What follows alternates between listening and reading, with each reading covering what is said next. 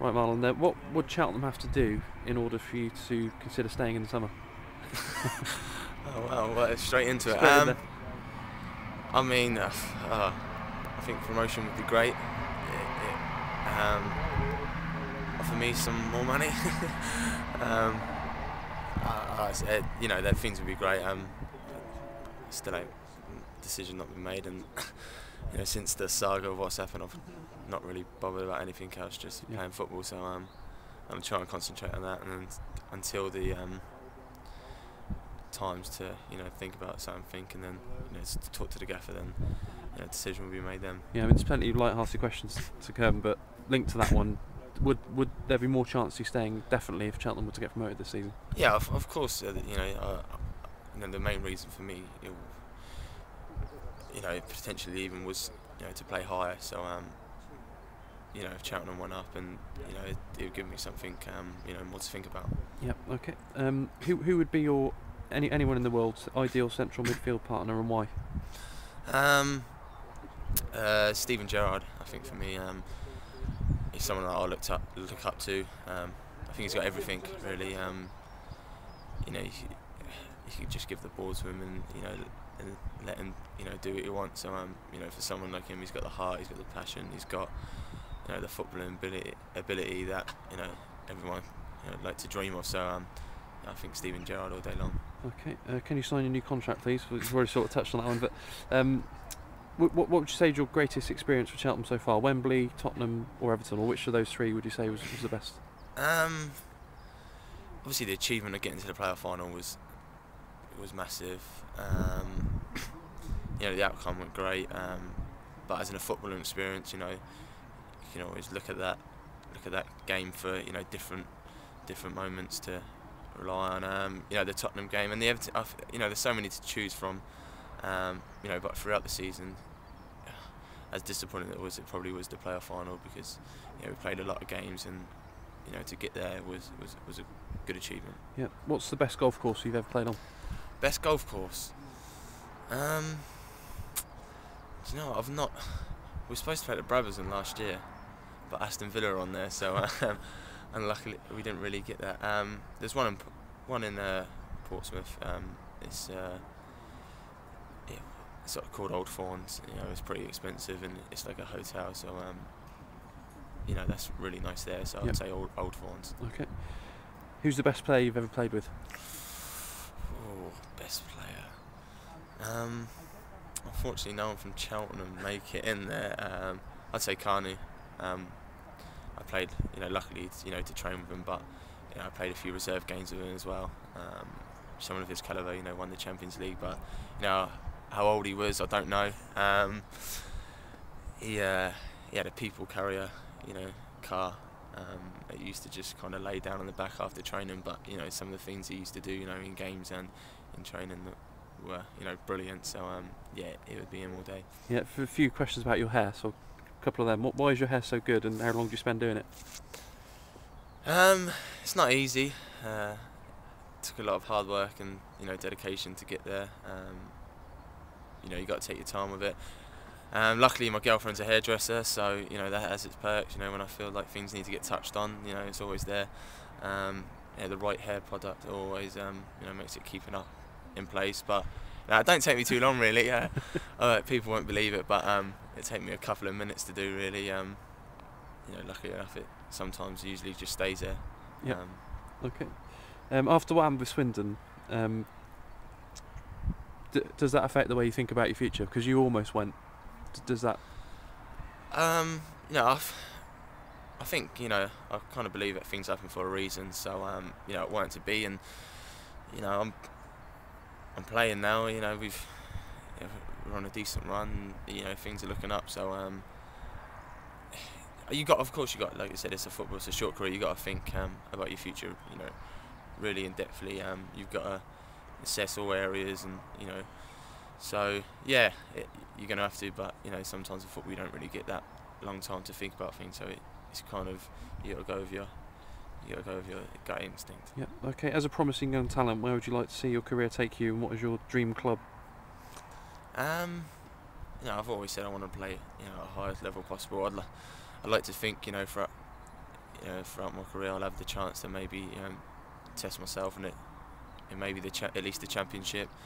I've still got a lot to learn and still got a lot to improve on, but if I keep on going the way I am, get my head down and work hard, and I'm not being disrespectful, but I've seen some players playing the championship that have been given the chance out of lower leagues, so there's no reason why I don't think I can't do that.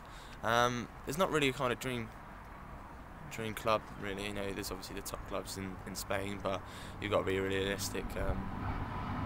If you get the chance to play for any team in the Premiership, I think that would be a dream. So it'd be more playing the Premiership for any team than any team in particular. Right. After such a good season on loan for Cheltenham, did you think you had a genuine chance of getting into Portsmouth team, who because they were sort of seemed to be starting to struggle for players at that point? To be honest, I felt that I probably could have. I think in all honesty, if I was at any other club, maybe not any other club, but if the manager wasn't the manager there at the time, I probably would have stayed, and that's probably the truth of things have been said to me that a lot of times. So it was surprising, but things happen in football. But like I said, maybe if I was at another club or with a different manager in charge, they may have looked at it differently. To have a player at 20 years old that have who's played in League Two regularly, and then going down to League One, it could have been someone they could use, but that's gone now, so you got to get on with it. Yeah, but after leaving Portsmouth, did you think you'd be playing at Wembley and against people like Everton and Spurs so quickly? You don't tend to think that. When I come, I was one of the first signings under so-called, the new era of players we got now. The gaffer, not promised things, but he said that we're going to bring in better quality. That's obviously one of the reasons I signed. The first season, this season now, it has been, it's been great. It's gone so quickly, but we've played so many games, and majority of the games, they've been at a high level really. So it's been a good overturn, since I've been here. It's kind of, the loan just not saving off relegation, but it was tighter down there, when I was on loan, and then the turnaround in the space of a season and a half, it's been great, and hopefully it continues. Yeah. Okay. Why do you cut your tracksuit bottoms off? Sort of, they look like they've apparently been cut off and maybe shortened. Is that these true? ones here? Because they're not that. They're not that. No, these are 3/4, but they generally come over the knee. So all the lads tend to do it. They're a bit annoying. Just really. for comfort, is it? Yeah, and John, probably one of the only kitmans that don't ask for your sizes in your tracksuit, just gives you whatever. I think Sam Deeran's got XXL, so there's a lot of tailoring that needs to be done. Yeah. Okay. Classic question comes up every time. What's your perfect Sunday? Perfect Sunday. I think I'm not like the other lads. I'm not a big drinker. I don't tend to drink. I'll have a drink now and again. So mine would hopefully be a double-headed on Super Sunday with the top teams, and a roast dinner. If it's a nice day, we may go for a little walk in the hills or something. If not, we just chill, watch the football, and have a roast dinner. Yeah. Okay. Are you a vegetarian? No, that was a joke before that up on Twitter, and I think it's stayed there. I think I was getting stick for going to Nando's, which I haven't been now for months, and I just said I don't even like Nando's. I'm a vegetarian. I think someone's taken it a bit too seriously. Yeah. Okay. This one's obviously not serious either. But did you cry when Danny Andrew left? Because obviously you were good mates, weren't you? So you still are. No, I think we're going to play snooker today before he goes to training. No, I didn't cry. To be honest, I was more happy for him than anything. He needed to play games, and Gloucester give him the chance, and he's happy in himself to be playing football. That's all he wanted to do, and I'm not just saying it because I'm a very good mate of him, but if everyone's seen him on the training field week in day in day out, see the quality that he possesses, and he's in a false position, I think, in that league, and hopefully he will get a chance to play in league football again. Okay, who's been your best central midfield partner at Cheltenham so far? That's a tough one. I would say partner. If we're playing 4-3-3, I think Luke and Russ. I think everyone knows we had a good understanding in there. So I wouldn't want to pick out them two. They both bring different things, but both as valuable as one another. Yeah. Okay. Does Mark Yates ever recall stories from when he played in midfield to get points across? Not really. When sometimes he tries to join in training and smash a few lads. But luckily enough, we're a little bit quicker than him now. And in a few years' time, I probably won't be saying that. But no, I think there was a picture the other day in the programme of him scoring a goal. He tries to, tell us about old stories about him scoring and that. But none of the boys really tend to take notice, because I think it was when Cheltenham were in the Sunday League or something. So I think I think the gaffer's a bit too old for me to kind of remember. Some of the boys might, but Neil's the worst one. Is he? He's always trying to tell us about old stories and that, but honestly, none of the lads really care. Were you aware of any interest from Swindon last summer? Because there was rumours. Did they make an approach? Yeah.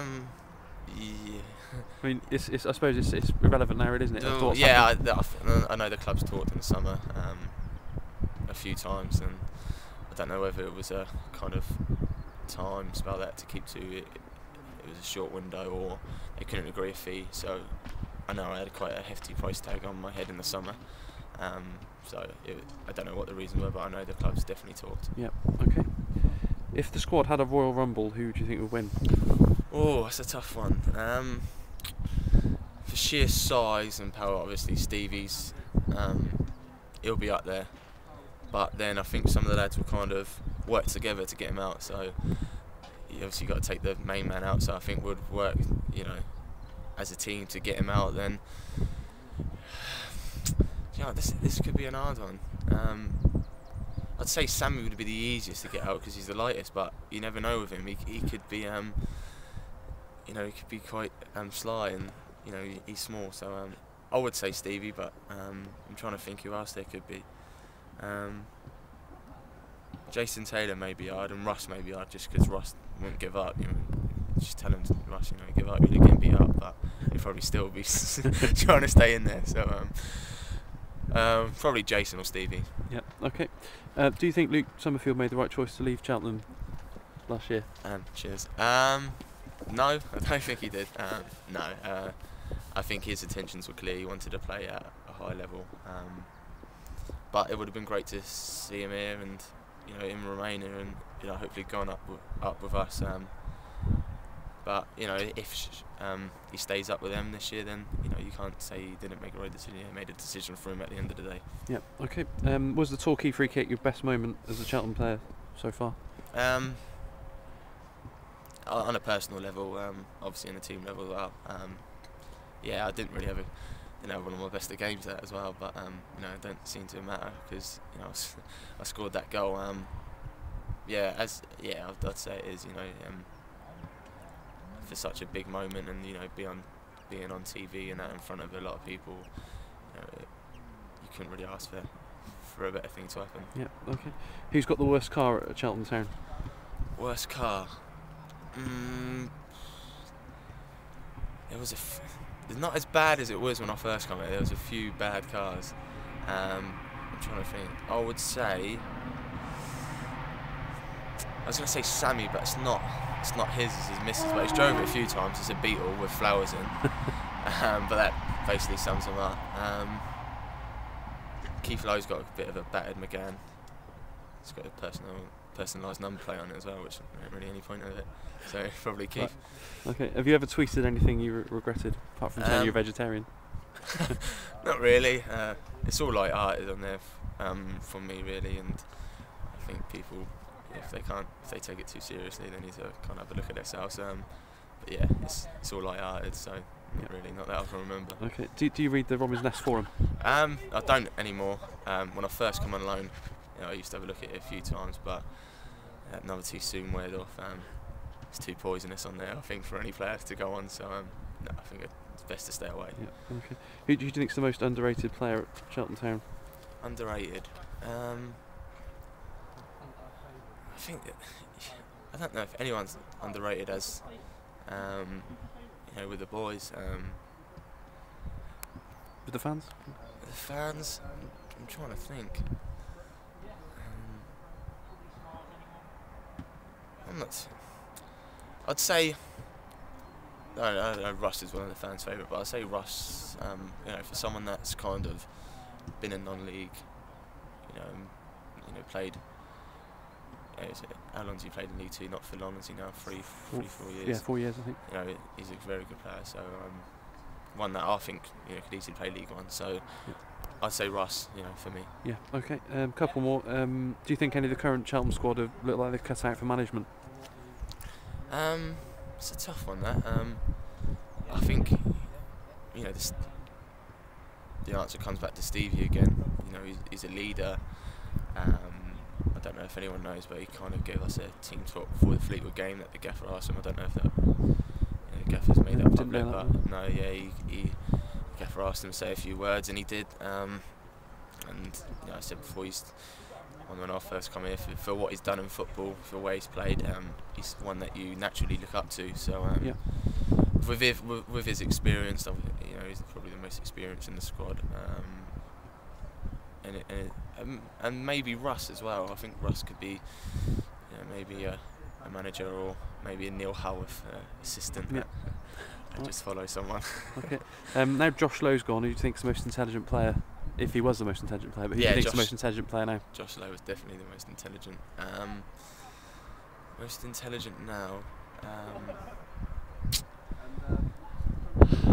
I would say Sido, but I don't know whether to believe it. A lot of the time it's a lot of politics stuff and useless facts that no one really cares about, but he does watch his news, Sido, so you know, I'll give him the benefit of the doubt, and I'll say Sido, he's not as dumb as people think. Right. And I've said the most important one to last, Vampire Diaries. Who will Eleanor pick, Stefan or Damon?